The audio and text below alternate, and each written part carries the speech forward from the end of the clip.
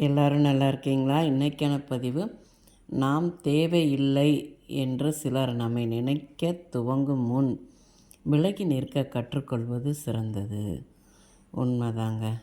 அதான் நம்ம தேவையில்லை, அந்த ஒரு இடத்துல போய் இருக்கிறோம், பேசுகிறோம். அப்போ அந்த இடத்துல நம்ம தேவையில்லாமல் இருக்கிறோம் அப்படின்னு நமக்கு உணர நம்மளே நம்ம உள் மனசு சொல்லல, சார் நம்ம தேவையில்லை போல், அதான் அவங்க இப்படி பண்ணுறாங்க அப்படின்னு தெரிஞ்சிருச்சு அப்படின்னு வச்சுக்கோங்களேன்.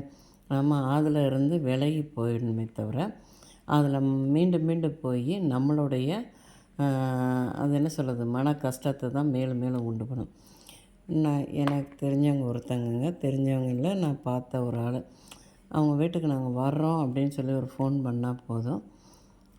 அப்படி பண்ணாங்கன்னா அந்த ஒரு சிலர் என்னென்னா, வாங்க எப்போ வாங்க அவங்க நம்ம போகிறத இஷ்டம் இல்லைன்னா கூட வாங்க வாங்கன்னு சொல்லுவாங்க. ஆனால் ஒரு சிலர் எதுக்கு அங்கே அப்படி வந்தீங்கன்னா ரொம்ப கூட்டமாக இருக்கும், இங்கே போனால் அப்படி இருக்கும், பார்த்துக்கோங்க, இன்னும் மெதுவாக கூட வாங்க, இப்போ ஒன்றும் அவசரம் இல்லைம்பாங்க. வீட்டுக்கு வர்றேன்னு சொல்கிறவங்கள வாங்கன்னு சொல்கிறது தான் நம்ம தமிழரோட பண்பாடு. அதுக்கு 1000 காரணங்கள் சொல்லும்போது அப்போ நம்ம அவங்களுக்கு தேவையில்லை அப்படின்னு நம்ம உணர்ந்துக்கிட்டு அந்த இடத்துல இருந்து நம்ம விலகிக்கிடணுங்க. நம்ம மீண்டும் மீண்டும் போய் அந்த இடத்துல நம்மளும் போய் அவங்களோட கலந்துக்கணும்லாம் நினைக்கவே கூடாது.